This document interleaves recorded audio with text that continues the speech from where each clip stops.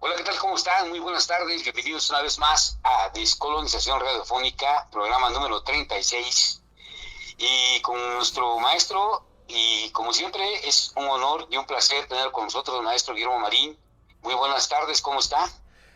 Pues muy contento de estar nuevamente con tu fiel audiencia y contigo desde luego. Es un placer y un honor. Gracias, maestro. Bienvenido.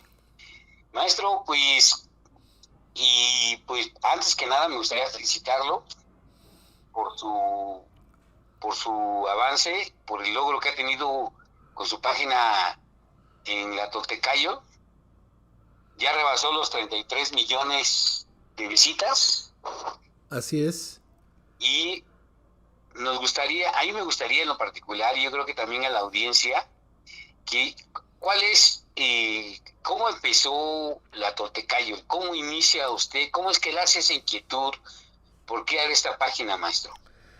Bueno, mira, todo tiene un origen en la infancia, yo creo, ¿no? Yo desde muy niño me pregunté cuál era la razón de mi vida, ¿no?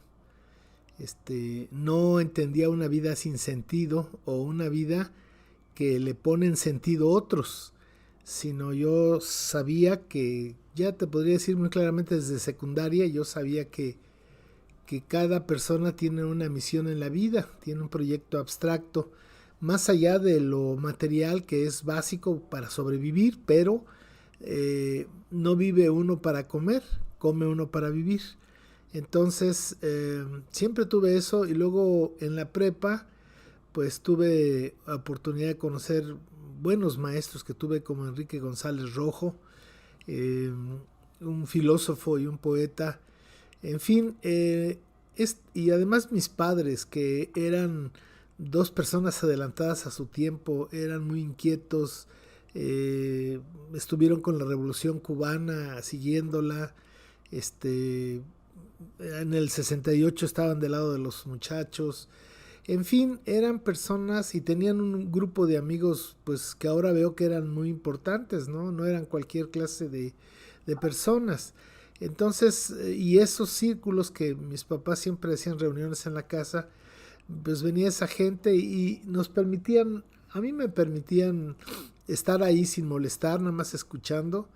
Y pues aprendí muchas cosas de esas sesiones de, encuentros que hacían con intelectuales, con artistas, en fin. Y bueno, después, cuando terminé la carrera, yo estudié Administración de Empresas, eh, tuve, tuve la suerte de poder entrar a los 21 años a ser gerente de crédito de acumuladores no, Cronos y Celtic. Acumuladores, ¿cómo se llama? Del centro se llama creo. Y después ahí trabajé 2 años, creo. Y después trabajé otros 2 años o 3 años en una transnacional de aditivos para concreto que se llama, eh, en Estados Unidos se llama Master Builders, de Cleveland. Y ahí pues también aprendí muchas cosas con los gringos. Hay que reconocerles su capacidad de trabajo empresarial, me sirvió mucho, pero llegó un momento en que yo me sentía vacío porque si bien había llegado muy joven al top de lo que puede aspirar un administrador de empresas, pues me sentía muy vacío, así que renuncié, agarré una mochila, $400, un billete de ida y me fui a Europa, a donde me habían dicho durante 25 años que mis raíces estaban allá, que yo era occidental y que esa era mi madre patria, ¿no? Entonces, por supuesto, llegué, aterricé en España y estuve 2 años de viajero, eh, buscando, viendo, conociendo. Tuve la oportunidad de conocer muy bien España, de norte a sur y de este a oeste, porque fíjate que vendía yo calendarios aztecas en yeso y eso me permitió viajar por Europa, ¿no? Esta siempre me ha protegido Tloquenahuaque. Entonces me llevé un molde para hacer calendarios, allá le llaman escayola. nosotros decimos aquí yeso, y en el centro de Madrid me ponía a venderlos con los vendedores ambulantes, que eran muy pocos en ese entonces, y como pues yo nada más tenía esos calendarios, no les molestaba que me pusiera al lado de ellos, porque pues no tenía bisutería y todas las cosas que ellos vendían. Entonces así tuve la oportunidad de conocer, yendo a las ferias de España, y viajando, ¿no? Y después me fui a Francia y estuve también ahí viviendo y trabajando y conociendo. Y ya después me regresé y me compré un no me lo conté, ya estoy contando mentiras. No, un amigo, José, tenía un auto que era un Renault, que aquí le llamamos Zapatito. Claro. Y en ese Zapatito, en ese Renault, pues viajamos por Europa, ¿no? Íbamos y veníamos, ¿no? Entonces yo ahorraba, o ahorrábamos los dos, comprábamos mucha latería para el viaje, y nos íbamos de Madrid, nos íbamos escogíamos un país y ahí estábamos, y ya cuando se nos acababa la comida y el dinero, pues nos regresábamos a España. Entonces, esa vivencia en Europa me permitió entender eh, profundamente la cultura europea, que nos han engañado con que es la cultura, es los conciertos, los pintores, los poetas. No es cierto. La cultura es una forma de vivir, de interpretar la vida, la propia vida y la vida comunitaria. Y en estos países lo único que encontré fue individualismo, atesoramiento, ganas de hacer dinero y vivir bien, pero no estaba ahí mi ombligo. Entonces yo me di cuenta que no era superior ni inferior a los europeos, sino que yo era diferente. Y entonces ahí me planteé, bueno, si no eres europeo de tercera, entonces ¿qué eres? Y la verdad dije, indígena, guácatelas, ¿no? Porque así me habían enseñado. Ya te he dicho yo en otras conversaciones que pues yo nací en una familia clase media, racista y clasista, eurocéntrica, y pues no podía negar la cruz de mi parroquia. Entonces, yo sabía que no era, ya me había dado cuenta que no era occidental, entonces qué demonios era, ¿no? Y afortunadamente Tloquenahuaque me trajo a Oaxaca, a la Casa de la Cultura de Tustepec, que pues todavía no se echaba a andar. A mí fui el director fundador de la Casa de la Cultura, y ahí estuve 3 años y al mismo tiempo, empecé a leer ya profundamente a Carlos Castaneda, las enseñanzas de Don Juan, y eso me permitió tener otra sensibilidad para percibir lo que normalmente la cultura percibe de los pueblos indígenas, que son atrasados, que son tontos, etcétera, ¿no? Entonces yo empecé a ver otra cara de los pueblos de Oaxaca, vi su sabiduría, su resiliencia, sus valores éticos comunitarios, y entonces empecé por 2 caminos a trabajar la recuperación de mi memoria histórica y de mi identidad. Una fue por trabajar en la cultura, porque después me llevaron a Oaxaca a dirigir la Casa de la Cultura de la ciudad de Oaxaca contra mi voluntad, y bueno, pues ahí tuve más oportunidad ya no solamente de conocer a los chinantecos, a los mazatecos y a los mijes, sino tuve la oportunidad porque la Casa de la Cultura de aquella época pues era una institución muy importante y era el eje de la política cultural. Entonces pudimos trabajar con pues, las 8 regiones, y entonces empecé a conocer Oaxaca. Por eso tengo otro portal que se llama aquioaxaca.com, porque en esos viajes pues hice todas esas fotografías, escribí todo eso, y ya por eso hice ese portal que se llama aquioaxaca.com, que es para mí un agradecimiento, es un homenaje que le hago a Oaxaca, porque déjame decirte, Antonio, que yo me hice ser humano aquí en Oaxaca. Yo nací físicamente en la Ciudad de México, pero espiritualmente yo nací aquí en Oaxaca, y fui apapachado, por las culturas ancestrales y tuve mucho trabajo con ellos desde la Casa de la Cultura de Oaxaca. Comenzamos a hacer algo que no se hacía en Oaxaca en ese entonces. Invitábamos a los artistas del arte popular a exposiciones dentro de la Casa de la Cultura.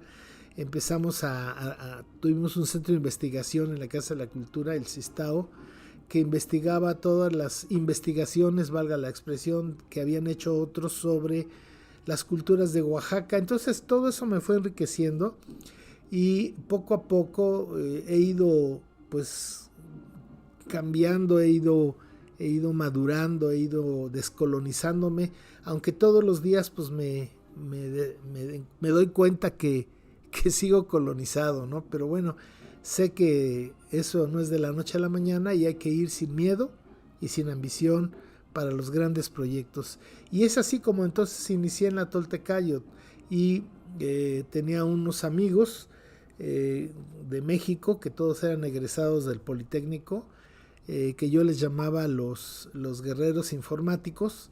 Eran 4, 3 muchachos y una muchacha, y que me habían ido a buscar a Oaxaca porque ya había publicado el libro para leer a Carlos Castaneda. Y entonces ellos me dijeron que necesitaba entrarle a la internet, y entonces gracias a ellos nació el proyecto de toltecayot.org y aquioaxaca.com. Eso es entonces, en pocas palabras, el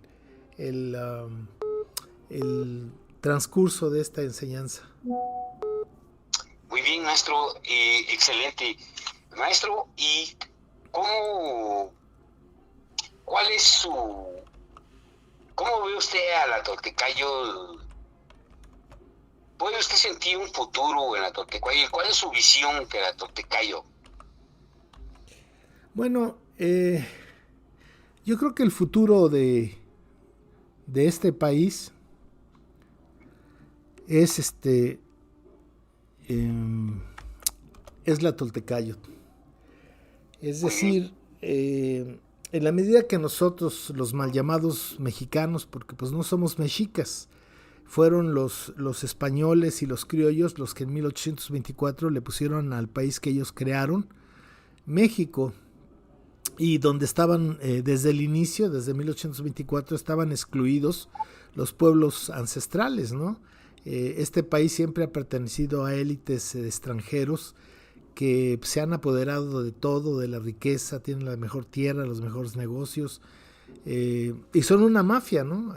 Que no nos damos cuenta nosotros no nos damos cuenta de eso, pero pues eso es así, desgraciadamente, y eso es lo que te podría decir. Muy bien, maestro. Bueno, y algo que me llamó mucho la atención, es el que la Toltecayot pues, se ha convertido en un referente sobre la valoración y la recuperación y difusión de la memoria histórica ancestral de la civilización de la náhuatl. Maestro, ¿cómo se siente al respecto? ¿Se siente orgulloso usted de este trabajo? Claro, mira, por ahí tengo un poema que escribí en España, exaltando a los aztecas y a los incas, ¿no? Y reconociendo la supuesta paternidad de España sobre lo que se conoce como Latinoamérica. Pero pues poco a poco me fui dando cuenta de esta mentira, de estas falsedades, de esta historia oficial mentirosa que lo que pretende es que no conozcamos nuestros orígenes, que seamos un pueblo amnésico, un pueblo ajeno a sí mismo, ignorante de lo mejor de sí.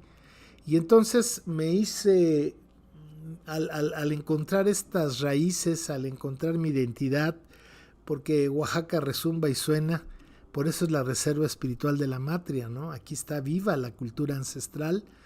No es que esté original, porque nada en la cultura es movimiento, nada es fijo en la cultura. La cultura entendida como la forma de ver, entender y sentir el mundo y la vida. no las bellas artes europeas, sino la cultura, la forma de entender la vida. Entonces, aquí en Oaxaca existe eso de manera pues a flor de piel, ¿no? La gente, a pesar de estar colonizada, a pesar de estar bajo la bota del extranjero avecindado que lo explota, aquí en Oaxaca la gente se defiende con sus tradiciones, fiestas, usos, costumbres, su identidad ancestral, que si bien no está en el plano de la conciencia, sí está en el subconsciente colectivo, lo que yo llamo el banco genético de información cultural. Entonces, bueno, pues a mí me ha servido mucho porque yo mismo me he dado cuenta del gran cambio que he tenido de ser pues un adorador mediocre de la cultura europea. Yo me dedicaba mucho a leer a los filósofos europeos, desde los presocráticos hasta ¿qué serían? Nietzsche, todos estos pensadores europeos, y yo me sabía pues que no pertenecía yo a ese centro, ¿no? a esa cultura que es la cultura europea, pero me empecé a dar cuenta que cuando reconocí los valores y los principios que tiene una de las 6 civilizaciones más antiguas de la humanidad actualmente en sus pueblos, entonces me he sentido muy orgulloso, me he repotenciado, estoy muy seguro de mí mismo y estoy orgulloso de nuestro pasado, y eso es lo que me ha permitido trabajar por esta investigación, promoción y difusión de esta historia, de esta memoria histórica y de esta identidad cultural, porque si a mí me han cambiado, yo espero que la gente que tenga deseos de conocerse verdaderamente a sí mismos, de conocer sus valores, saber de dónde vienen, quiénes han sido sus antepasados, cuáles han sido sus logros, en ese momento esa gente cambia. Todos cambiamos al reconocer la esencia de nuestra matriz de cultura, nuestra identidad. Nos empoderamos mucho, cambia totalmente nuestra visión. Ya no somos esos de para servir a usted, patrón, a sus órdenes, jefe. Todas esas cosas pasan a otro plano y nos damos cuenta de la exclusión que han hecho los extranjeros en este país, ¿no? Que es un país racista, clasista, eurocéntrico, colonizador o neocolonizador, y el problema es que la gente común no se da cuenta de eso, está tan colonizada que no se da cuenta. Es como los peces en el mar, ellos no se dan cuenta del agua, no perciben el agua porque es su medio. Igual nosotros aquí decimos que no existe nada, que hay vacío, pero no es cierto. La atmósfera está saturada y ahí está como ejemplo el smog cuando se supersatura. Entonces nosotros no sentimos el medio ambiente nuestro porque vivimos en él.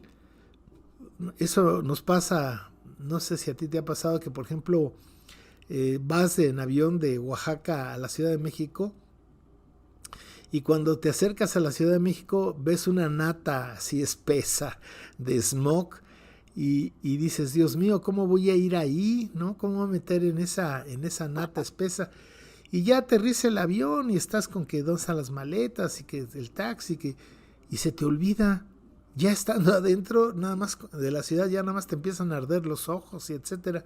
Te empiezas a sentir un poco mareado, pero ya no ves el smog que veías desde el avión porque estabas fuera. Pero cuando estás adentro, pues ya no lo percibes. Exactamente es lo que nos pasa con la colonización.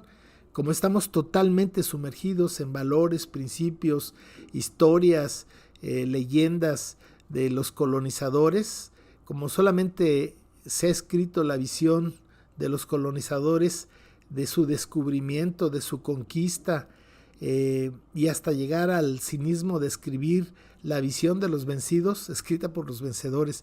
Entonces en ese momento tú te das cuenta de que eres otra persona y que te han tenido sojuzgado mentalmente, y eso es justamente el elemento fundamental para que todos los extranjeros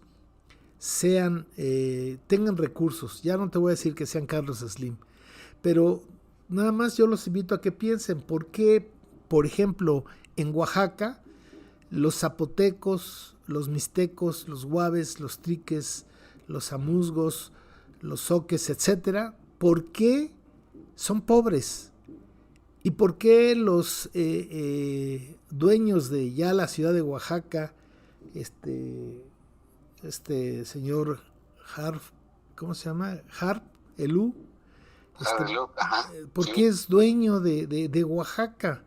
¿Por qué los principales comercios de Oaxaca son de extranjeros, avecindados, que por fuera dicen que son mexicanos, pero tienen su pasaporte de su país y a la menor provocación se llevan sus capitales a refugiarse? Y ahí tienes nada más así ahorita, tienes a Calderón, tienes al Despeñadero, a Salinas, los tienes ahí en su madre patria, ¿no? Entonces eso es justamente lo que te permite la descolonización, entender que estás en un mundo colonizado y entonces luchas primero por descolonizarte tú.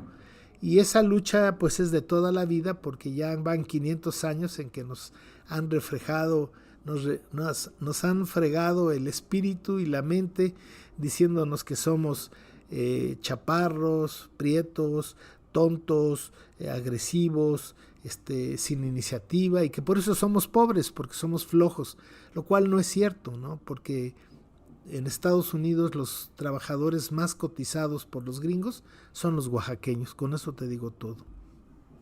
Así es, maestro. Fíjese, ahorita que está usted mencionando eso, y platicaba yo con un cliente que se ve que está bien súper colonizado. Sí, digo, se pasó porque se llevó su moto y y empezamos a platicar un poco, ¿no? Empezó a hablar de política y todo ese rollo, y y le dije, y tal vez en lo único que a lo mejor sí estoy un poquito de acuerdo con Xochitl Gálvez, es que dijo que los del sur no están acostumbrados a trabajar 8 horas. Pero él lo entendió total y completamente mal, o sea, no entendió lo que yo le estaba diciendo. Y dije, sí, porque realmente nosotros trabajábamos 4 horas, pero lo demás se lo dedicábamos al estudio, al arte, y señor dice, no, sí, es que la verdad los del sur son muy flojos, dice, no, entonces los del norte, pero no entendió, o sea, no escuchó lo que yo le dije. Entonces sí me dio mucha tristeza de que tienen los oídos, no solamente los ojos, maestro, sino también los oídos tapados. Así es. Pero mira, eso es una cuestión, la descolonización es un accidente en la vida. Es como yo siempre digo, que los que se casan se accidentan, ¿no? Tú no sales todos los días a decir, hoy me van a atropellar, ¿no? No, de repente oyes un claxon y ya estás en el suelo, ¿no? Es igual las bodas, ¿no? Tú no dices, hoy voy a encontrar a la mujer de mi vida, ¿no? Sino de repente ya estás hincado en la iglesia, ya te accedió el accidente. Pero yo creo que la descolonización es un asunto muy personal. Cuando hay mucha gente que está muy contenta y vive muy cómodamente en la colonización, agachándose y dejándose pisar por los que él cree que son superiores, pero al mismo tiempo pisando y menospreciando y sobaqueando a las personas que ésta cree que son menos que él. Entonces yo creo que la colonización es total y absoluta, y nos tienen tomados totalmente de la cabeza y del corazón. Por eso yo no me dedico, mi trabajo no es de aleluya, aleluya hermano, sálvate, aquí está la descolonización. No, porque ¿quién soy yo para proponerle a alguien que deje de pensar como han pensado durante 500 años todos sus antepasados, ¿no? Todo mexicano tiene un abuelito español, fíjate, sé muy claro en eso, vas a ver que todos te dicen que tenían un abuelito español. Entonces, yo creo que lo importante es que existan como páginas como de portales como el de Toltecayo, como está Facebook con Guillermo Marín, en YouTube con Toltecápsulas. Las personas que por sí mismas un día digan ya basta, voy a tratar de ser yo mismo, y con lo que hemos platicado, ¿no? Que comiencen la descolonización, dejando de ingerir todos estos productos chatarra, químicas, alimentos químicos y muy procesados, y que tengan una alimentación más saludable, más energética. Las personas que también cuiden su mente, que no estén escuchando la radio comercial, la televisión comercial, que sean personas que busquen pensamiento crítico, que busquen otra versión de los hechos.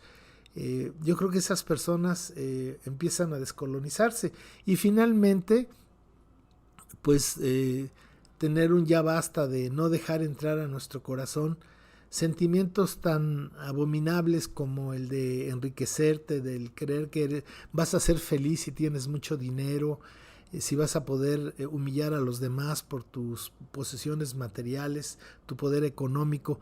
Entonces, yo creo que es el proceso de colonización el que pues es una muralla inmensa que tenemos que vencer, pero afortunadamente sí se puede hacer. Y nosotros, mi esposa Luz y yo, que somos Educayor, pues nosotros a esas personas les brindamos ese espacio. Y como tú has visto, el 90% de nuestro trabajo no lo cobramos. No te pedimos en YouTube que le des a la campanita, ni que ni estamos monetizando, ni nada.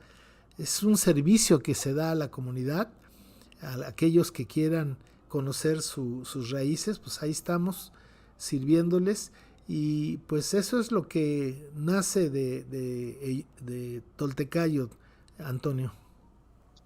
Gracias, maestro. Pues me mató la pregunta, maestro, porque le iba a preguntar por la misión, pero ya me la dijo básicamente, ¿no? Empezar con la descolonización individual, muy particular, porque como usted me dejó sorprendido ahorita que dijo que todavía se siente usted colonizado.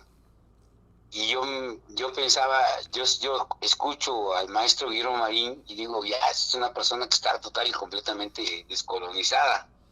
Pero pero sí me sorprendió cuando usted todavía humildemente reconoce que sigue colonizado todavía.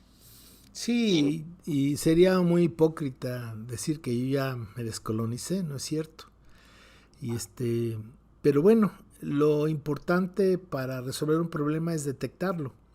Hay personas que no se dan cuenta que están colonizadas y van en el piloto automático que ya les programaron unos gandallas que tienen el poder económico, que tienen los medios masivos de difusión como un negocio, que tienen la educación para su servicio, y que tienen la organización de los humanos, entiéndase los partidos políticos, pues los tienen para sus fines, sus perversos y egoístas y miserables intereses personales, ¿no? Entonces hay personas que se la pasan hablando todo el tiempo de política, ¿no? Ellos dicen que les interesa la política y no se dan cuenta que pues están siendo manipulados, ¿no? Por unos y por otros. El punto de la cuestión política en México y en el mundo libre es tener a la gente enfrentada, peleando los pueblos contra sí mismos y tratando de robar, porque el sistema que vivimos, que está creado por banqueros, está diseñado totalmente para que la gente robe. Es decir, la gente piensa que ir al gobierno es enriquecerse. Y entran como cuando Ulises ganó, que hicieron unas calcomanías, que pusieron sus coches que no me acuerdo cómo decían, pero me ofendieron, ya ganamos o algo así, ¿no? Entonces, en cada uno de nosotros, Antonio, existe un Hernán Cortés vivito y coleando. Y con tantito poder que le suelte, con un ladrillo que le permitan levantarse, no, hombre, Es igual que, o peor que Hernán Cortés. Es un problema muy grave. Yo sí te diría sinceramente, yo estoy colonizado, pero mi vida cobra sentido al tratar de descolonizarme, al estar muy atento en contra de mi importancia personal, de todo eso, ¿no? Por eso observas que yo no tengo mucha relación social con la gente, ¿no? Porque no, mi trabajo es servir, no servirme de la gente. Entonces tengo muy poco trato, además por mi situación de salud, que ya por el COVID no puedo salir, pero vivo muy tranquilo aquí en esta tu casa, trabajando todos los días, de lunes a lunes trabajando, y gustoso de investigar y de saber de nuestros viejos abuelos para aquellos que quieran saber también. Claro, claro, eso es muy importante, maestro. Y lo importante es eso, ¿no? Lo que entiendo, que me acaba usted de enseñar ahorita, es que tenemos que morir en el intento, ¿no? Tenemos que morir en el intento, porque si no lo intentas nunca sabrás si lo puedes lograr, ¿no? Entonces, y yo incluso también, ¿no? Inicio escuchando Radio Calenda, y lo conozco a usted con sus cápsulas o los spots que tiene grabados en Radio Calenda, y me llamó mucho la atención su trabajo, maestro. La verdad es un trabajo, pues, hermoso, con todo respeto, y la verdad, lo que más me gustó es el desinterés económico que tiene usted en ese trabajo. Y como usted lo dijo, buscarle ese sentido a su vida, que muchos de nosotros no lo hacemos realmente, ¿no? O sea, no lo hacemos, siempre estamos buscando tener un billete en la cartera, y sin saber que realmente lo más importante es servir, ¿no? Es no servir, sino apoyar a nuestra gente y dejar un legado intangible. Yo creo que sería lo más bonito, ¿no? Porque dejas propiedades y dejas problemas, ¿no? Porque ya la visión o toda la gente, tu familia se andan peleando lo que dejaste. No, sin embargo, si dejas ese legado de sabiduría, esa iniciación por descolonizarte, si se lo dejas a tu familia, lo va a tomar el que realmente que haya querido realmente, la persona que realmente haya tenido amor por ti, y va a seguir con eso, y va a seguir con eso, y va a trascender, y va a ser algo que no vas a poder pagarlo, ¿no? Entonces, y no puedes comprarlo, y no lo puedes regalar, es algo que tú le das, algo total y completamente intangible. Fíjate que el sistema en el que vivimos, el sistema mundo creado por los banqueros de Europa, está sustentado en el dinero. Entonces, todo se ha vuelto dinero. La gente no mueve un dedo si no hay dinero de por medio. ¿Qué gano yo? Dicen. Pero fíjate que yo cuando daba clases a los estudiantes en la universidad les decía, ¿tú sabes para qué vives? Y se quedaban así los muchachos. No, pues tú vives para hacer rico a otros. Y esa es la verdad.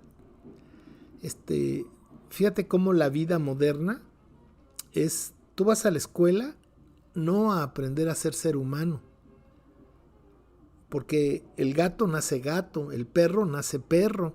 No necesitan ir a la escuela para aprender a ser lo que son, pero el ser humano no nace ser humano. El ser humano se hace a partir de la educación, a partir de la reflexión de la vida, de los hechos, aprender de su propia vida en la universidad de la vida. Entonces, cuando uno tiene un proyecto abstracto de vida, ha llegado a un nivel superior, porque el sistema lo único que quiere es que estemos peleados unos contra otros, peleándonos la oportunidad de estar en el poder para robar y para estar en la iniciativa privada, que también es un robo, porque todo lo que está en este mundo moderno es para hacer dinero.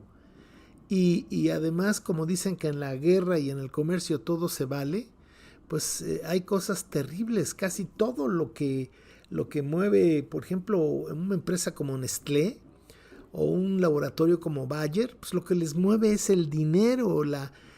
A unos lo que quieren es que la gente esté enferma para poderle vender sus medicinas. Y el otro, Monsanto, pues prepara alimentos para enfermar a la gente. Y es todo, la gente que entra a la política es personas. Yo creo que un día voy a tener que escribir un texto sobre los políticos, porque casi en general, no podría decir todos, pero casi todos, son personas de bajos escrúpulos, una moral inexistente, demasiado flexible, que está a las órdenes de sus intereses personales, de sus ambiciones personales. Y tienes un ejemplo muy claro, supuestamente con la 4T, que iba a ser gente diferente. Pues ahí tienes a los que andaban buscando la simpatía de los morenistas. Ahí tienes al francés, ¿cómo se llama este francés? Siempre se me olvida. Marcelo Ebrard Casaubon. Mira nada más cómo se está comportando, ¿no? Como un traidor, como no le dieron lo que quería, entonces está haciendo su berrinche, pero también lo mismo hizo en su momento y en otra dimensión el de Zacatecas, ¿no? ¿Cómo se llama? Monreal, ¿no? Y yo te aseguro que si a la señora Sheinbaum no le hubieran dado el dedazo, pues también estaría en lo mismo. Ahí está don Augusto, ¿no? Que se puso hasta frenético de que no encabezó el movimiento. Tal vez, fíjate, el que fue más congruente fue Fernández, ¿no? Pero de ahí en fuera te das cuenta de la calidad humana. Yo tuve la oportunidad de tratar a Fernández, ¿cómo se llama? Gerardo Noroña. Fernández Noroña. Sí. Yo tuve la oportunidad de tratarlo aquí en Oaxaca. Una vez un ahijado que tengo, que es muy amigo de este hombre, me pidió que lo llevara a Monte Albán. Y le dije que no, pero me lo suplicó. Y pues no podía yo decirle que no a mi ahijado, que aprecio mucho, David Villanueva. Así que pues nos fuimos a Monte Albán con este señor, su compañera, David, Lucecita y yo. Y mira, ya iba como a un 20% de toda mi exposición, pero era estar luchando bayoneta calada con este tipo porque está totalmente colonizado. Fernández es un hombre creado por el concepto occidental del político, ¿no? Entonces, cuando le empecé a hablar de los viejos abuelos, empezó a interpelarme porque pues, es su estilo, ¿no? Y cuáles son sus fuentes, y etcétera, etcétera, hasta que lo mandé freír espárragos, ¿no? Y le dije que hasta ahí se acababa porque él no quería escuchar, no quería conocer, él quería imponerme su visión colonizada de la historia, de la cultura nuestra, y que pues no tendría caso, y que ahí se acababa todo. Y intervino la compañera y le dijo, oye, no, le dio un regaño, el maestro tiene razón, le dijo, si quieres vete al coche ahí, espérame, pero yo sí quiero terminar el recorrido con el maestro. Y te comento esto porque también te dije que pues de todos los suspirantes era el que para mí actuó de una forma más correcta, ¿no? Pero a final de cuentas, todos son gente que, o bueno, no todos, casi todos son gente que entra a la política para enriquecerse. Y si no, el sistema los hace así, ¿no? Yo te he dicho que he trabajado en los gobiernos de Oaxaca, Guerrero, Morelos, en puestos medios de cultura, porque sabes que la cultura nunca es importante o prioritaria para ningún político. Y yo me di cuenta cómo, especialmente aquí en Oaxaca, que duré 7 años en la Casa de la Cultura de Oaxaca, y que comencé con el gobernador Vázquez Colmenares, luego Jesús Martínez Álvarez me ratificó, y luego Eladio Ramírez también me ratificó, pero después de 7 años yo dije ya me estaba afectando el puestecito, me estaba yo mareando, y dije, la Casa de la Cultura necesita un nuevo director y el director una nueva chamba, ¿no? Entonces, pero yo te puedo decir que casi todos los políticos son corruptos. Y esos años que yo trabajé en los gobiernos estatales y federales también, con el Consejo Nacional para la Cultura y las Artes, se molestaban conmigo porque yo no robaba. Yo era un personaje incómodo. Y eso lo pude ver más claramente con el gobernador Vázquez Colmenares, que él apoyó mucho el trabajo cultural, por eso se hizo lo más importante cultura en los tiempos modernos, se han hecho en el gobierno de Vázquez Colmenares. Y a tal punto, fíjate, con todo respeto, de otras cosas que hice fue inicié el programa estatal de casas de cultura. Comenzamos con 6 casas de cultura, desde su construcción, su equipamiento y su capacitación. Bueno, pues un día me mandó llamar el gobernador Vázquez Colmenares y me entregó un cheque personal, ya no me acuerdo por cuánto dinero, pero era para el equipo,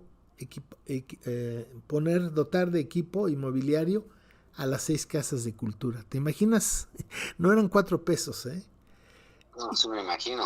Y me dio un cheque personal, o sea, a mi nombre, para que del presupuesto que yo le había dado, me lo dio completo y me entregó el cheque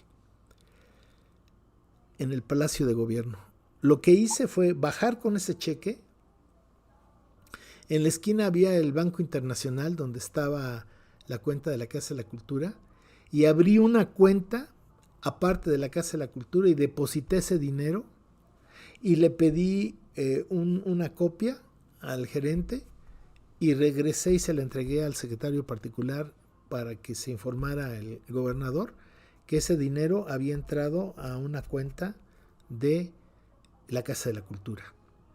Y como me dijo un rapaz de funcionario de cultura, que hasta se robó las alfombras, fíjate, el último día de la administración de Vázquez Colmenares o de Jesús Martínez, no me acuerdo, se robó hasta las alfombras de su oficina, ¿no? Entonces, yo siento que la gente está colonizada, y esa es una forma de vida. Y si tú analizas la vida de Hernán Cortés, ¿a qué llegó? Pues a robar, a matar, a quitar, a excluir. Bueno, pues eso es lo que seguimos haciendo entre nosotros mismos, y nos lo siguen haciendo los extranjeros. Y hacemos como que no nos damos cuenta. Nada más cuando nos pisan decimos ouch, y disculpe por haberlo estorbado, pero eso sí, somos feroces dándole patadas a los que creemos que son menos que a nosotros. Y robar en la iniciativa privada, pagando sueldos de miseria. ¿Qué me dices aquí de Oaxaca, de estos hoteles que de la noche a la mañana cerraban y dejaban a los trabajadores en el aire, no les pagaban nada, en la noche se llevaban todo el equipo y resultaba que la casa era rentada, ¿no? Y así a mí me tocó ver varios hoteles o hoteleros haciendo eso, ¿no?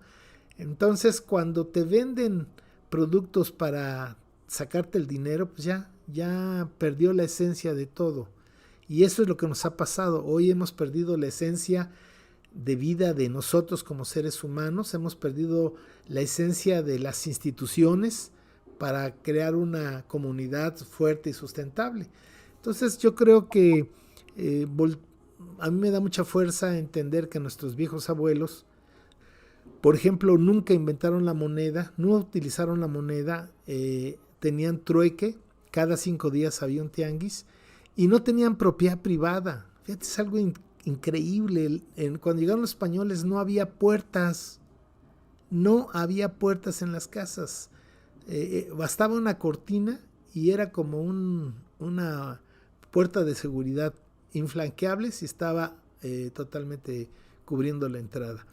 Entonces, bueno, yo creo que cuando uno entiende que se puede vivir de otra manera, con valores, con principios, con proyectos que le dan sentido a nuestra vida, pues yo creo que está uno en el camino de la descolonización. No quiere decir que ya te descolonizaste, ¿no? Pero ahí vamos en ese camino, Antonio. Claro, maestro, sí, totalmente de acuerdo con usted. Algo que me llamó mucho la atención en la Toltecayo es algo que escribió usted con respecto a la ignorancia de nosotros mismos.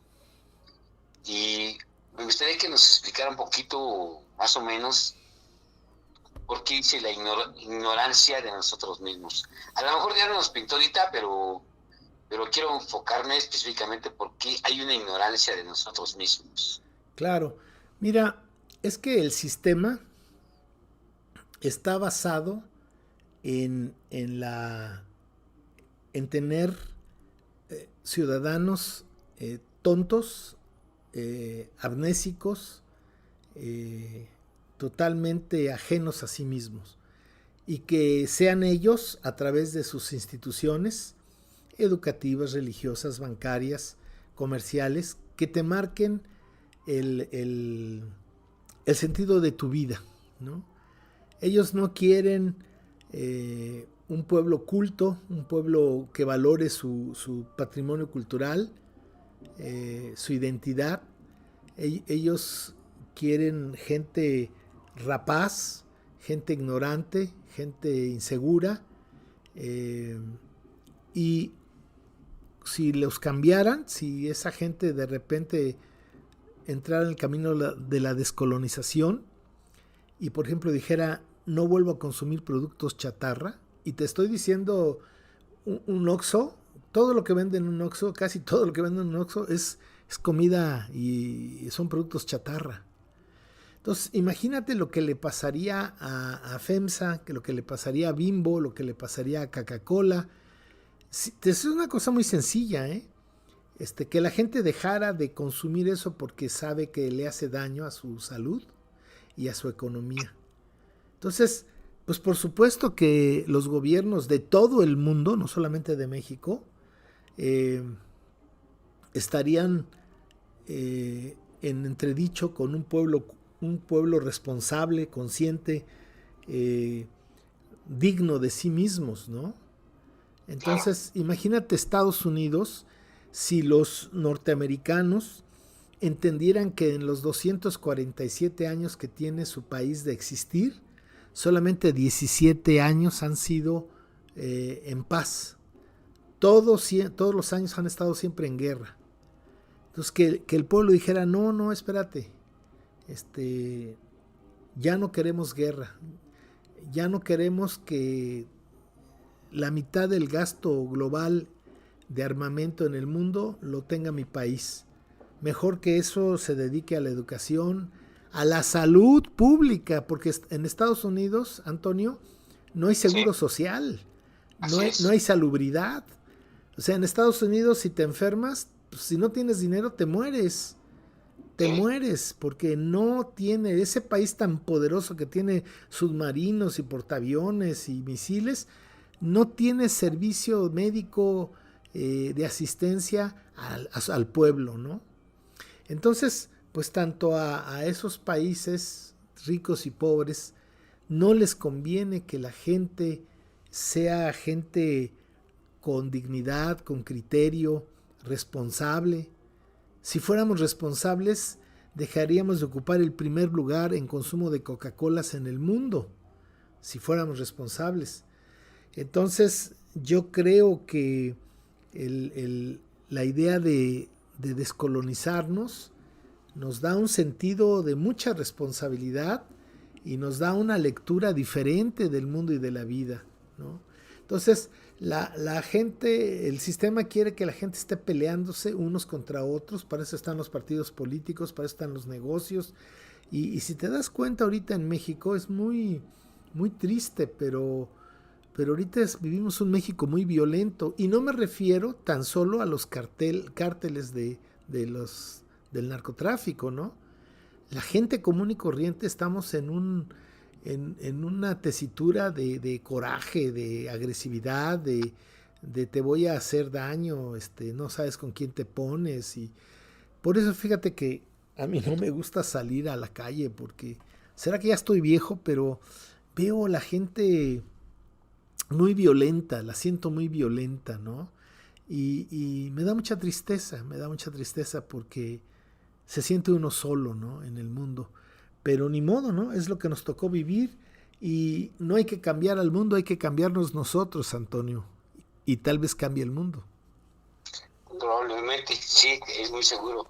Fíjese que ahorita que está diciendo eso de que estamos viviendo en un mundo muy violento, y yo pensaba que Oaxaca estaba mucho más tranquilo, porque ¿sabe? Yo vivo acá en la Ciudad de México.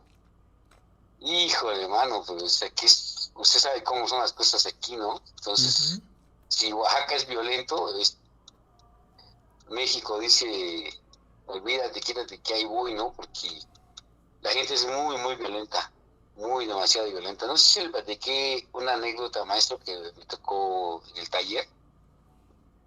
Llegaron unos tipos que tienen, ya ve que en esta parte de Xochimilco están los guías que están esperando a la gente que llega los están esperando desde la entrada de Vaqueritos, no sé si lo ubica Vaqueritos, y están esperándolos para que la gente que ven que viene con carros de placas diferentes o algo, inmediatamente los abordan para llevarlos a los embarcaderos. Y una vez me llevaron una moto, uno de ellos. Llegó, pero iba fumando marihuana. Se llegó con su moto y se paró y luego se puso a fumar marihuana. Cámbiale las pastas de clutch, me dice. Ya llevaba las pastas de clutch, me las entregó y se las cambié, ¿no? Y a la hora de que ya terminé la moto, se la entrego, pues no quedó. No quedó porque no me llevó las pastas que debe llevar. Sí se parecían mucho, pero usted sabe que las pastas de clutch con un milímetro extra que tengan de grosor, y como lleva 5, entonces obviamente aumenta obviamente que tú te das cuenta cuando metes toda la corona y todo lo que lleva, no te das cuenta hasta cuando ya está armado, y cuando quieres ciclotear cuando te das cuenta que no quedó. Y y no tengo vernier, por cierto, eso me recordó que tengo que comprar un vernier porque tengo que medir las pastas. Pero bueno, la cosa es que llegaron cuando llegó primero el tipo y vio que no quedó la moto y me dice, oye, no quedó. Pero cuando me dice eso ya venían como otros 8 y ya llegaron, no, que sabes o no sabes, y casi queriéndome pegar. Y le digo, mira, si me vas a pegar, yo creo que lo que vas a hacer es, la vas a regar, le dije. ¿Por qué? ¿Qué me estás amenazando? ¿Qué no puedo? ¿Qué? Digo, no es que no puedas. Si puedes, le dije. Pero si tu moto no quedó y me madreas, perdón por la palabra, maestro, y me golpeas, ¿quién te va a arreglar la moto después? ¿Quién te la va a comprar? ¿No? Y digo, entonces, lo que yo quiero que veas que si la volvemos, me da chance, cuando le ponemos las pastas que debe llevar tu moto, las correctas, y esta moto queda. Pero si me golpeas, ya no voy a poder arreglártela. Sí, ¿me entiendes? Le digo, solo pues, dice, entonces, ¿qué tú las consigues? Sí, yo te las consigo, pero pues dame chance. Pero no vayan a pegarme, porque son 8. Y si me pegas, pues ya no voy a poder hacer nada. Y le digo, ahora pues, ya se fueron, maestro. Y ya que conseguí las pastas, las que iba a llevar, y obviamente la moto quedó. Pero, pues, afortunadamente tuve encontrar las palabras correctas como para calmarlo, pues, ¿no? Claro, pero es que todos, bueno, no todos, pero mucha gente en la Ciudad de México tiene el lenguaje de la violencia para poder sobrevivir en un régimen, en un sentido violento, porque la ciudad y el mundo es muy violento. Ahorita me estoy acordando de estos meseros que agredieron a golpes a 2 comensales en un restaurante de la Ciudad de México que se llama El Borrego Viudo. Sí, cómo no. Y que les dieron una paliza entre todos, y pues ya ahorita clausuraron el lugar, y el mesero agresor pues está en la cárcel. Pero eso es pues ya no nos damos cuenta del grado de violencia en la ausencia de la autoridad. No hay un vacío total de autoridad y la gente hace lo que hace. ¿Sabes por qué? Porque lo puede hacer, simplemente. Porque el 95% de los delitos en el país no son castigados, el 95%. Y la mejor profesión para robar, pues es ser político, porque si eres delincuente tienes el 95% de probabilidades de que no te echen al bote. Pero si eres político tienes el 100% de probabilidad de que no vas a quedarte a vivir en una cárcel. Entonces, eso nos habla del nivel de violencia que estamos viviendo y que desgraciadamente por la colonización cada día crece más eso. Y es muy triste. Sí, maestro. Ahorita precisamente que estamos hablando de la Ciudad de México, no sé si ha enterado cómo van las cosas con respecto a las candidaturas de aquí en la CDMX. No, yo lo que trato es de mantenerme sin basura en mi cabeza. Bueno, pues para ponerlo al tanto así, pues está Clara Brugada, está Omar García Harfuch, está Miguel Torruco y también está Hugo López-Gatell, que le han estado tirando muy duro a Hugo López-Gatell y están, no mira cómo están bombardeando las calles de publicidad de Omar García Harfuch. Y lo vi en una entrevista y dije, no manches, no imagino, no quiero pensar qué va a pasar si este cuate queda como jefe de gobierno de la CDMX, porque pues es un policía, ¿no? Pero al final de cuentas, todo como usted dice, lo que no suena lógico, suena metálico. Le están metiendo una publicidad impresionante, maestro, impresionante. Pero mira, Antonio, lo que pasa es que nos hacemos pato nosotros mismos, nos engañamos. López Obrador nació en el priismo, eso no se debe de olvidar. Sí. Y finalmente está haciendo un sexenio brillante como político popular. Y no estoy en contra de eso y estoy agradecido de lo que ha hecho y yo voté por él, pero finalmente no niega la cruz de su parroquia. Entonces este señor le dio con su dedo elector el visto bueno a Claudia y ya no se pudo detener porque a la misma usanza los morenistas, que son originariamente priistas, se fueron a la cargada. Y entonces te das cuenta que en esos días empezó a haber espectaculares en todo el país, a miles de espectaculares. Y la pregunta es, ¿quién los pagó? ¿Qué buscaba qué buscaban los que pagaron esos? Porque no salieron de la bolsa de los candidatos o de los suspirantes. Entonces, finalmente, con todo respeto, diría el señor, la cuarta transformación, pues es más de lo mismo.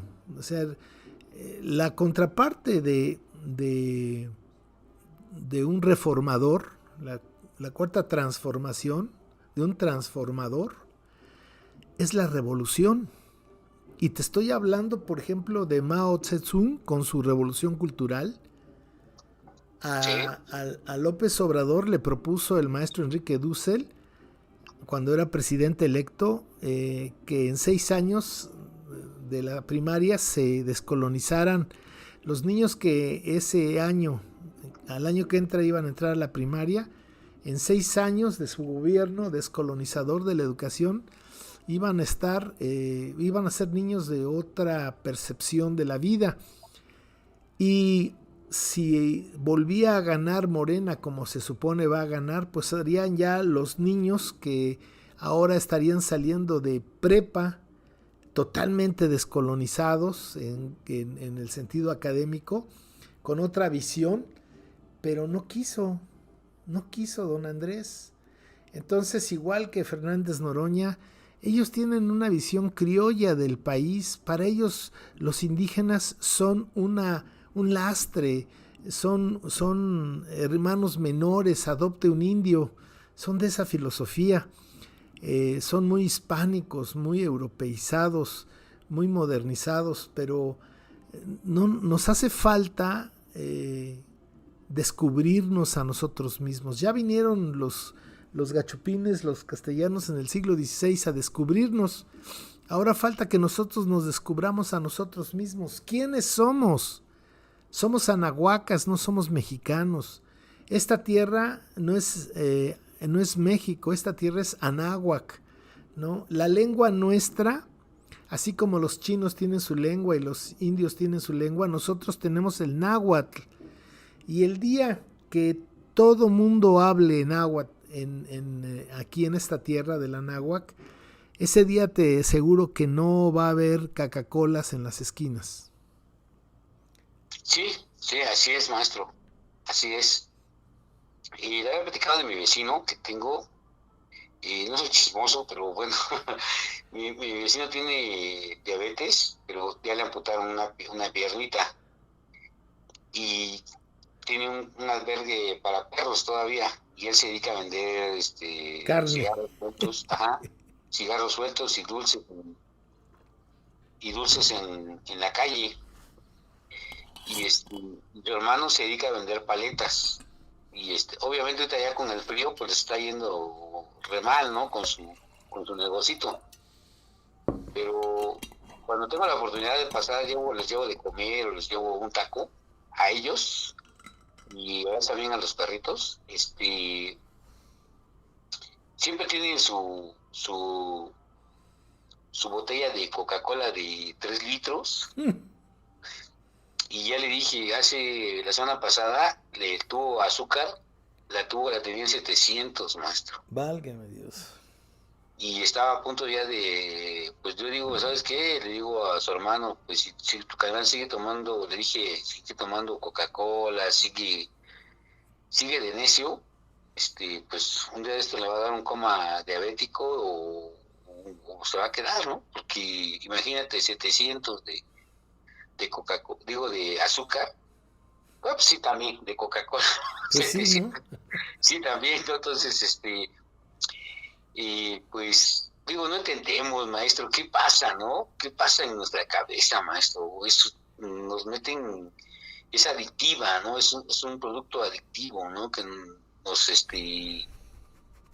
nos tiene sumergidos, ¿no? Como usted lo ha dicho, así nos quieren, ¿no? Así le conviene a ese sistema que estemos enfermos, ¿no? Es un círculo vicioso, bueno, es un círculo económico que ellos tienen. Nos venden Coca-Cola, nos enferman, pero también nos venden los medicamentos, ¿no? Así es. Sí, como cuando salió el Microsoft, ¿no? El programa, pues, que te vendían el programa y todo eso, pero también te infectaban, pero también ellos te venden el antivirus, ¿no? Para curar tu computadora, y así exactamente lo mismo. Sí, este es el mundo. Por eso no hay que tratar de cambiar al mundo. Lo que hay que tratar es de cambiar cada uno de nosotros. Y ahí se lleva toda una vida.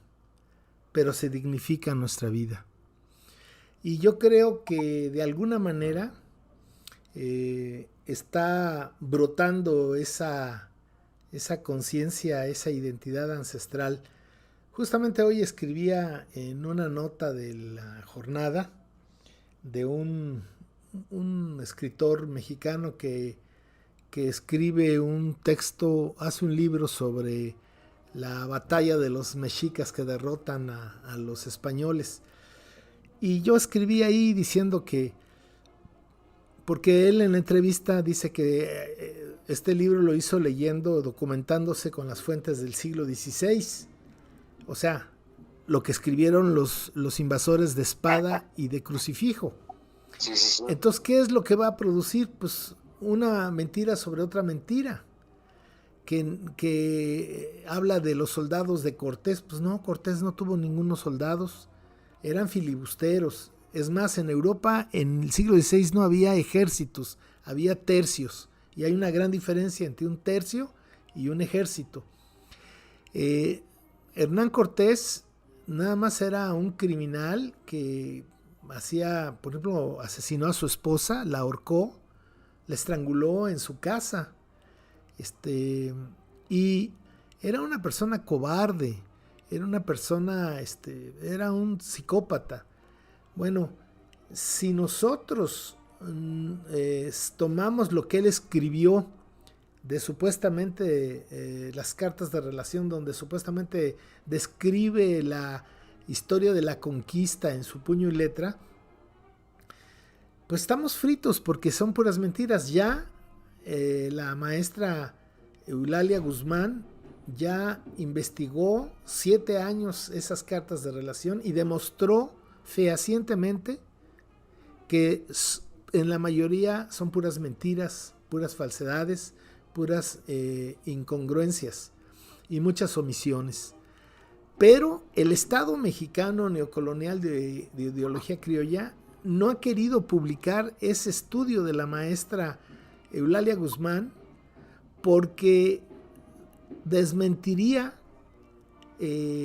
la historia, las fuentes históricas de la historia oficial. Entonces, y también está Bernardino de Sahagún, que es otro de los grandes pilares de la invasión. Él en el prólogo de su libro, de su gran obra, él dice que ha escrito esto para que los siguientes misioneros que llegaran a la Anáhuac no fueran engañados por las diabólicas tradiciones y costumbres de estos pueblos herejes, ¿no? Entonces no fue una historia, no fue una investigación histórica imparcial, que buscas ver todo lo que tiene un pueblo, no. Él vio todo lo malo que pudo ver, lo que no pudo entender, lo hizo demoníaco. Y bueno, ahí están los hijos de los hijos de todos estos historiadores hasta llegar a Matos Moctezuma, Miguel León Portilla, Krauser. Todos ellos siguen diciendo, apoyándose lo que ellos crean o recrean en las fuentes históricas, pero sabemos que las fuentes históricas mienten.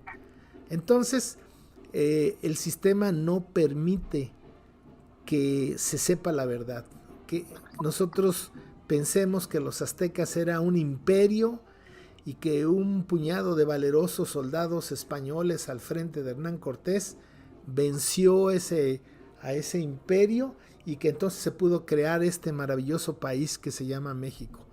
Yo creo que eso es lo que necesitamos nosotros tener muy claro, y te lo comencé diciendo al principio. Este país va a cambiar el día que todos volvamos a tener una conciencia de quiénes somos, de dónde venimos y a dónde vamos, que somos anahuacas, que nuestra civilización es el anáhuac y que es una de las más antiguas del mundo con un origen autónomo. Entonces podremos vivir de manera correcta, de manera civilizada, con valores y principios nuestros, no traídos de Europa o de Estados Unidos, y tendremos dignidad, que la hemos perdido desde el 13 de agosto de 1521, Antonio. Maestro, y sería muy indiscreto decirnos cómo se llama este señor que escribió precisamente lo mismo y basado en archivos del siglo XVI. Sí, con mucho gusto. Mira, está, ahorita lo voy a poner. Enrique Ortiz, sí. Sí, es el que está en el imparcial, digo, en la jornada. Sí. Es ese. imagínense, todavía siguen queriendo darnos a tole con el dedo, ¿no? Queriendo hace subajarnos todavía y precisamente, como usted dice, ¿no? Idealizar a Cortés como un emprendedor. Exactamente, sí.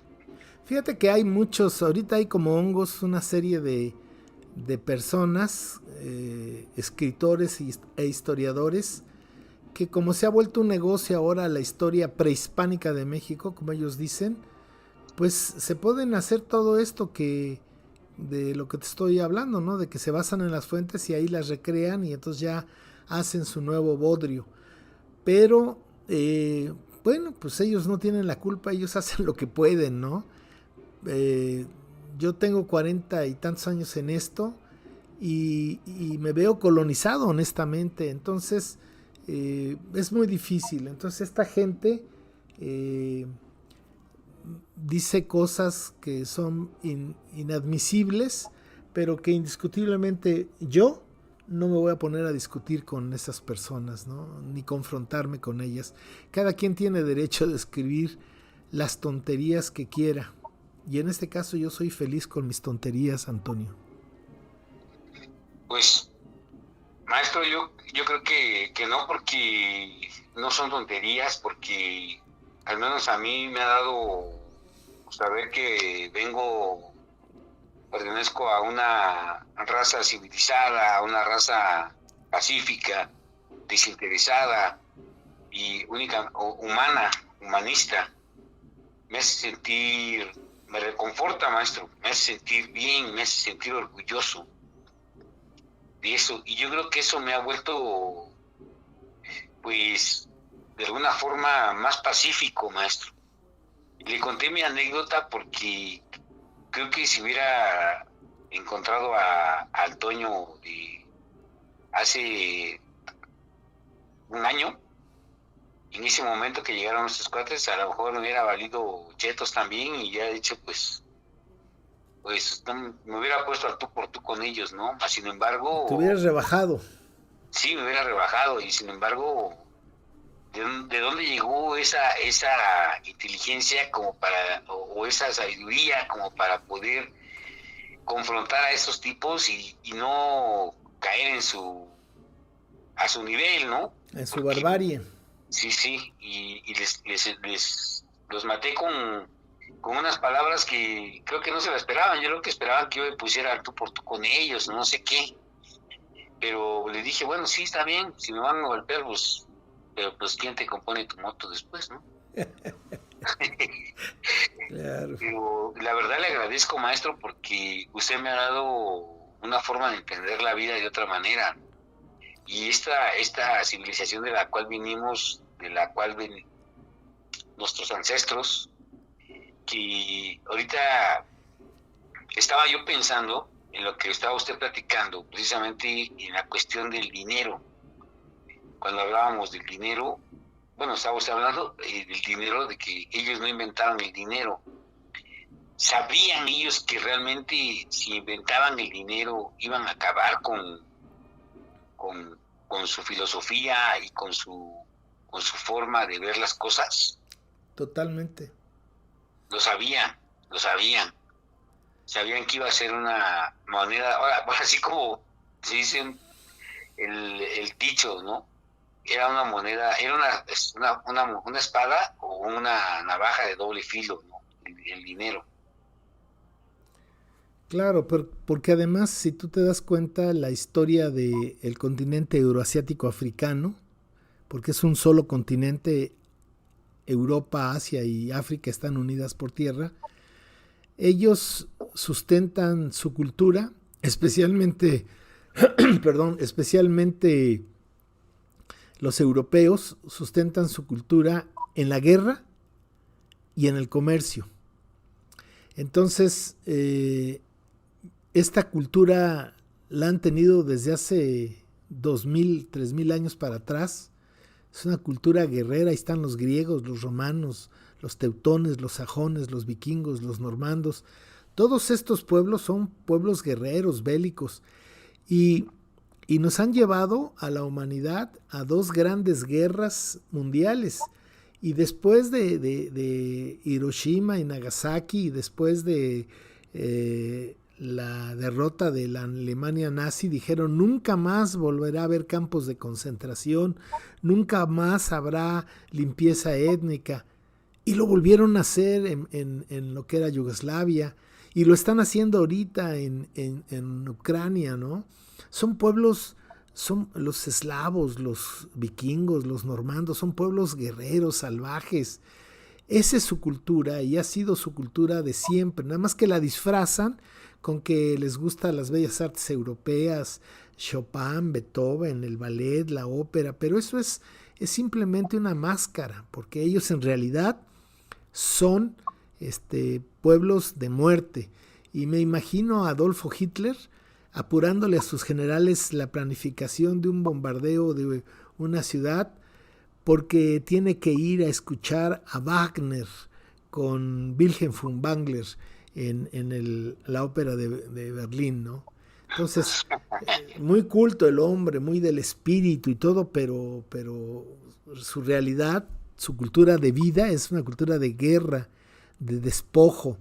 Entonces, todo lo que han hecho en el Anáhuac, en el Semanáhuac, desde Alaska hasta la Tierra del Fuego, ha sido someter a los pueblos ancestrales, robarles sus tierras, asesinarlos, robarles sus conocimientos, y en casos como del Río Bravo para el norte, pues meterlos en campos de concentración que les llaman reservaciones, pero que son campos de concentración, donde han hecho cosas terribles como quitarles a los niños en el siglo XIX, siglo XX, les quitaban a los niños de las reservaciones a violencia con el ejército, y se los llevaban a escuelas, internados de gente católica que los rapaba, les quitaba sus ropas y los uniformaban, y querían hacer ciudadanos canadienses y norteamericanos, y eso trajo muchas tragedias para no solamente de niños muertos y abusados, sino la tragedia de que te están destruyendo tu esencia, de que tu familia, tu madre, tu padre te la quitan, tu cultura, tu lengua, todo te lo quitan para volverte un American Citizen. Entonces yo creo que de alguna manera también eso nos pasa a nosotros, ¿no? Lo que pasa es que este país mal llamado México Imaginario, bueno, pues eran muchos, y los logramos mantener. Sí, ellos han estado desde Hernán Cortés hasta Carlos Slim, pues han estado en el poder, pero el pueblo se ha defendido de una u otra forma. Especialmente me da mucho gusto para mí trabajar para Radio Calenda, que pues es un pueblo zapoteca, es un pueblo que tiene una milenaria lengua, una lengua que no va a morir porque es la misma vida de la comunidad, unos zapotecos que son uno de los pueblos más antiguos del planeta, y por eso me da mucho gusto poder hablarles a ustedes, honorables zapotecos, porque ustedes son la esperanza del futuro de esta nación. Gracias, maestro, gracias. Y la verdad que es muy importante que nos sentamos orgullosos, ¿no? Yo al menos por mis venas corre sangre zapoteca, y hoy más que nunca me siento orgulloso de eso, maestro. Y desafortunadamente, pues mi abuela y mi abuelo sí hablaban el zapoteco, pero por lo que les tocó vivir, me imagino, la discriminación. La escuela primaria, en 1921 se creó la SEP. Tenía dos objetivos fundamentales la creación de la SEP, metaobjetivos. El primero era desaparecer las lenguas indígenas del país. Por eso tenía 3 departamentos la Secretaría de Educación Pública, y uno de ellos era educación indígena. O sea, la idea era, fíjate, te doy esta estadística para que, como dice la voz popular, le midas el agua a los camotes. En los 3 siglos de colonia, para 1800, la corona española manda a hacer un censo, y resulta que de los casi 6 millones de habitantes que habían en el virreinato, el 85% eran monolingües y analfabetos. O sea, aunque estuvieron 3 siglos explotados, ellos mantuvieron su cultura en sus comunidades, en su lengua, en sus tradiciones, ¿sí? Entonces, para 1800 había el 85% de los que vivían en esta tierra hablaban una lengua ancestral. Para 1900 hay otro censo y resulta que el 75% de la población de México de 1900 hablaba una lengua indígena. Podían ser monolingües o bilingües con el castellano y su lengua madre. O sea, el 75% en el año de 1900. La Secretaría de Educación se crea en 1921, pues con ese mismo cantidad, no creo que haya variado. El 75% de mexicanos, de mexicas mexicanos, hablaban una lengua ancestral. Y hoy, 100 años después, dice el INEGI que solamente es el 7%. Entonces, ¿quién hizo eso? La SEP. ¿Quién hizo eso? El maestro que iba a las comunidades llevando el progreso, el futuro, la modernidad, que prohibió que los niños hablaran en el salón de clases su lengua ancestral, que los golpeaba si lo hacían, y que si insistían, de acuerdo con la autoridad municipal, les cobraban una multa a los padres para que los niños no hablaran esa lengua. Y pregúntale a la gente mayor que tú puedas y vas a ver que te van a decir que eso fue cierto, y muchos de ellos lo vivieron. Entonces, es el Estado mexicano neocolonial de ideología criolla los que no quieren que nosotros hablemos nuestra lengua ancestral, que no quieren que nosotros recuperemos nuestra memoria ancestral, nuestra cultura ancestral, que seamos orgullosamente anahuacas. Ellos no quieren. Ellos hicieron su México imaginario en 1824 y lo quieren monolingüe, lo quieren con una sola identidad nacional, lo quieren con un grupo de festejos nacionales, pero no quieren que exista la pluralidad lingüística, cultural, étnica. Todos somos mexicanos y mexicas mexicanos, y se acabó. Un solo símbolo para todos, y a trabajar, a consumir, y si te portas mal, pues ahí te mando al crimen organizado para que te ponga en cintura. Claro, sí. Tienes razón, maestro. Tienes razón. Viviendo momentos muy, muy, muy difíciles. Algo le iba a preguntar, pero se me escapó la pregunta, maestro. Le iba a preguntar algo. Bueno, ya estamos trabajando. Usted ha trabajado duro para rescatar pues nuestros idiomas. No, yo no hago eso. Pero al final de cuentas, y al final de cuentas, sí hace que la gente se concientice en que realmente revaloren. Exactamente, revalorar la importancia que tiene, ¿no? Oye, Antonio, yo difícilmente hablo español. A mí lo he escuchado por ahí que se avienta sus palabras en inglés, maestro. Pues 2 que 3, pero es que mira, todo es cuando a mí me tocó el 68, en la prepa tenía 16 años, y juré y perjuré que nunca iba a aprender inglés y que nunca iba a ir a Estados Unidos.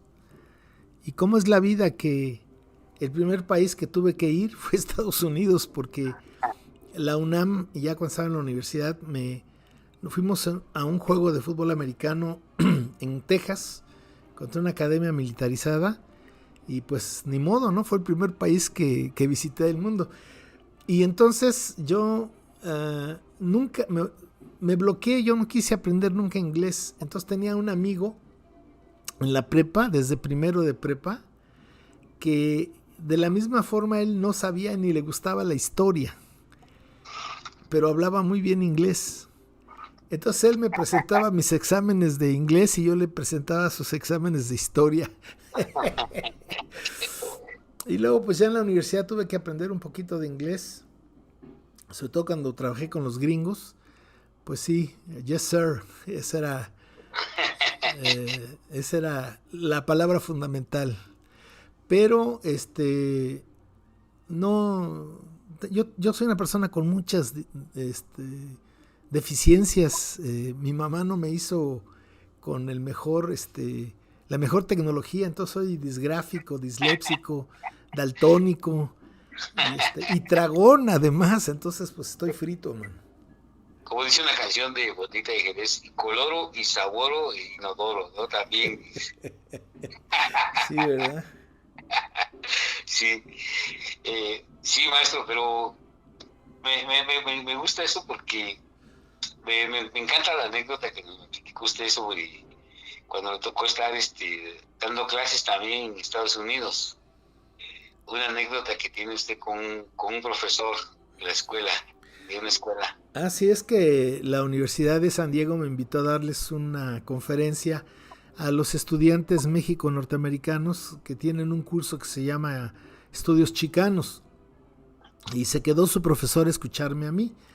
Y yo estaba en el discurso de que pues no éramos mexicanos, ¿no? Porque mexicano viene de mexica y les expliqué todo esto que ya hemos hablado aquí, que si uno acepta ser mexicano, pues uno acepta estar sojuzgado por a quienes se han apoderado desde 1521 de nuestras leyes, autoridades e instituciones. Y bueno, nos dicen que somos mexicanos, pero nosotros no somos mexicas mexicanos, les decía yo. Y tampoco somos latinos, porque ya les expliqué por qué se creó el concepto de latino, que lo creó Napoleón III a mediados del siglo XIX, del siglo XIX, cuando se le ocurrió recuperar las colonias iberoamericanas que había perdido España al principio del siglo. Y Napoleón III dijo, no, es que también son latinos, por lo tanto nos corresponden a nosotros. Nada más que un zapoteco terco le demostró que no se podía y lo derrotó. Pero se quedó el concepto de Latinoamérica. Y Latinoamérica es una forma de excluir a los pueblos que están del río Bravo hacia Canadá. Fíjate, hay más lenguas y más pueblos del río Bravo hacia Canadá que del río Bravo a la Patagonia. Así de rico es el norte de la náhuac. Pero al decir latinoamericanos, quiere decir que excluimos, nosotros mismos excluimos a nuestros hermanos del norte de la náhuac. Entonces, les estaba explicando todo esto y les decía, y tampoco somos hispanos porque no somos de España. Y entonces se para el profesor, que no lo debe de hacer un profesor, no debe de interpelar a otro profesor delante de los alumnos. Esa es una regla de oro. A la salida, como se dice, ahí sí le digo al maestro lo que estoy de desacuerdo, pero entre él y yo. Pero este maestro gringo al final, y como siempre nos ven con desprecio en el fondo de su ser, así como los mexicas mexicanos en el fondo de su ser discriminan a los pueblos indígenas, los gringos también nos discriminan de esa misma forma. Nos dan pues así champucito, pero ellos saben que nosotros no valemos nada para ellos. Y entonces se para el gringo profesor y dice, no, corrigiéndome, ¿no? Y me dice, nosotros no les decimos a ustedes hispanos porque creamos que son de España. Nosotros les decimos hispanos porque ustedes hablan español. Tonto casi me dice, ¿no? Y entonces le digo, pero es así una A muy sonora, ¿no? Le dije, bien, ya entendí. Entonces ustedes son ingleses, porque hablan inglés. Y brincó el profesor, dijo, no, yo no soy inglés. Le dije, yo tampoco soy hispano.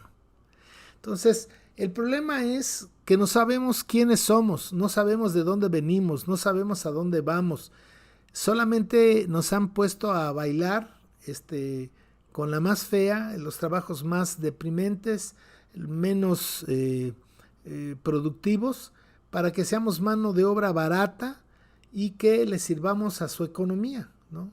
El México imaginario hasta Despeñadero, eso hay que reconocérselo a don Andrés, hasta Despeñadero fundamentaba la economía en la macroeconomía, sacrificando la microeconomía, es decir, los bolsillos de la gente. Porque los ricos tenían grandes empresas o tienen grandes empresas o donde son prestanombres o donde pues están ahí con estas macroempresas y no les conviene que que la gente tome conciencia, no les conviene. Perdón, me perdí. Ya ni sé qué te estaba diciendo. Estaba platicando de la anécdota que vivió con el maestro que le dijo que no, entonces... Sí. Bueno, pues es en concreto eso, ¿no? Mientras no sepamos quiénes somos, mientras no sepamos de dónde venimos, no vamos a saber ni quiénes somos ni a dónde vamos. Vamos a estar perdidos en ese laberinto de la desolación, de ser extranjeros, incultos, disminuidos, derrotados, sojuzgados, maltratados por los extranjeros que se han apoderado de nuestro Anáhuac. Eso es definitivo y me gustaría cerrar lo que descolonizar es dignificar, ¿no, maestro? Así es, porque cuando tú inicias la descolonización, que comienza a dudar de todo lo que te han enseñado en la escuela, Televisa, la radio y tus amigos y tus familiares, y empiezas a buscar otras verdades, otras narrativas, que estás en una posición flexible para pues entender que Hernán Cortés no era un héroe, ni era un gran capitán, ni era valiente, ni que Harv Elú es un hombre muy trabajador y por eso es muy rico, y que nosotros somos pobres porque somos flojos y tontos. O sea, ir cambiando toda esta estructura mental pues nos va transformando y nos va haciendo personas más fuertes, más conscientes, más libres, pero sobre todo más dignas, Antonio. Así es, maestro. Se le olvidó mencionar a Raúl Salinas también, a Ricardo Salinas, perdón, que también es altruista, ¿no? Yo voy a escribir un texto sobre estos canallas porque no es posible que nos los pongan como paradigmas a Elon Musk, a el de Internet, ¿cómo se llama? El de Bill Gates. Todos estos nos los ponen George Soros como estereotipos de hombres de éxito, ¿no? Y no, es al contrario, son personas enfermas, son personas literalmente están dañados de la cabeza y del corazón y deberían de ser internados en hospitales y en centros de humanización, porque siguen explotando a la gente para hacerse más y más y más ricos y no paran. Nada más para que tengan una idea de qué clase de gente es esta. Este señor Rockefeller, el abuelo, murió creo que a los 100 y tantos años con 9 trasplantes de corazón. ¿Oíste bien? 9 trasplantes. O sea que ese señor debió haber muerto antes, pero como tenía mucho dinero compraba corazones y así alargó su vida. Entonces son gente enferma, son gente enferma. Yo creo que en mi experiencia personal, yo inventé un dicho que dice, poco es suficiente, mucho es nada. Así es. Entonces nosotros vivimos por el mucho, no vivimos para agradecer lo mucho que tenemos, no, siempre estamos pensando en lo que queremos, en lo que supuestamente creemos que merecemos, siempre más y más y más, y no somos felices con lo que tenemos, no somos felices con la salud que tenemos, no somos felices con nuestra familia, con nuestros hijos, con nuestros amigos. Eso no tiene valor ni importancia. Lo que queremos es comprar, comprar, comprar y pagar en abonos chiquitos, ¿no? Sí, así es, maestro. Así es. Maestro, ¿a dónde podemos saber más del trabajo del maestro Guillermo Marín? Bueno, mira, nosotros tenemos un WhatsApp que es el 951 158 0555. Y en este WhatsApp, si ustedes nos mandan un WhatsAppazo, no, ese es un número que no usamos como teléfono, simplemente para el WhatsApp. Nosotros ahí tenemos una lista de difusión donde hay cientos de personas que diariamente les mandamos de lunes a viernes un audio y un video que tiene que ver con las enseñanzas del cuervo y las enseñanzas del jaguar. No más de 2 minutos tienen estos videos. Eso, si ustedes nos mandan un WhatsApp vuelvo a decir el número, 951 158 0555, y nada más escríbanle, pónganme en la lista de difusión, ya eso es suficiente. Y mi esposa, Lucecita, se encarga de eso, entonces lo suma y todos los días recibirán eso. Y nosotros tenemos, pues está la página de Toltecayot, ya con sus flamantes 33 millones de visitas, es www.toltecayot.org, o si quieren visitar aquí oaxaca.com también, y estamos en Facebook como Guillermo Marín Ruiz, y estamos en YouTube con Toltecápsulas, un canal de puros videos. Ahorita llevamos como 860 videos que tratan sobre nuestros viejos abuelos, sobre nuestra sabiduría. Habemos algunas personas que no nos gusta leer y nos gusta más, tenemos una percepción audiovisual del mundo y la vida, y les va muy bien los videos. Y bueno, tenemos hemos editado libros.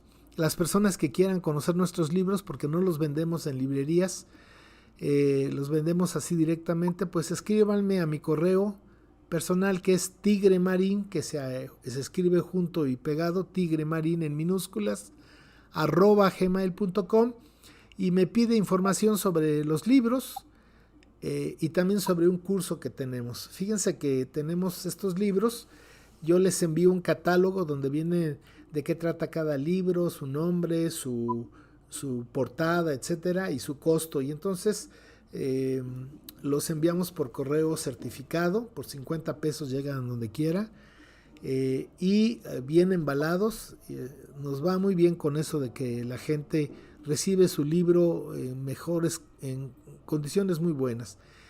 Y tenemos un curso de 29 módulos, que también ese sí tiene un costo pequeño relativamente, pero que son 29 temas importantísimos para entender, conocer y dimensionar de dónde venimos, quiénes somos y a dónde podemos ir. Y eso también, si quieren información, pídanmela a tigremarin@gmail.com, y con mucho gusto les hago saber cómo se inscriben en el curso. Y por supuesto también su programa en Radio Calienta, maestro. Siempre se me olvida, ¿verdad? Sí, por supuesto.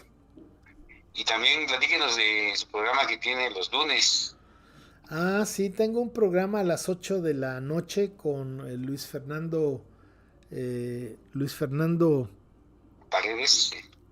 Paredes Porras, que lo pueden escuchar por internet en un portal que se llama Préstame tu recuerdo. En Facebook le ponen Préstame tu recuerdo y aparece el portal de esta asociación civil, y ahí estamos, y ahí están además almacenados los otros programas, o sea que no solamente pueden escuchar el del próximo lunes, sino pueden escuchar todos los que hemos hecho. Ya vamos 2 años trabajando ese proyecto. Hermoso, maestro. Gracias, maestro. Y maestro, para recomendación literaria, maestro, para los que les gusta, los que sí les gusta leer, maestro. Yo les recomiendo mucho 2 libros que son fundamentales, yo creo, para iniciar. El primero es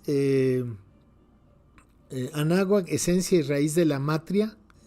Es un libro para personas que quieran iniciarse en el conocimiento de la civilización del Anáhuac. Y el otro, que es así como casi mi segundo consentido, que es Historia Ancestral de México, libro de educación básica para la descolonización. Ese es un libro chiquitito, los dos son chiquititos, pero muy concisos, muy sencillos para poder entender esta maravilla, porque además déjame decir una cosa, la historia la conocemos todos porque está en nuestro interior, está en ese banco genético, nada más necesita un pequeño impulso que puede dárselo cualquiera de estos libros y empiezan a darse cuenta que ustedes saben mucho. Claro, maestro.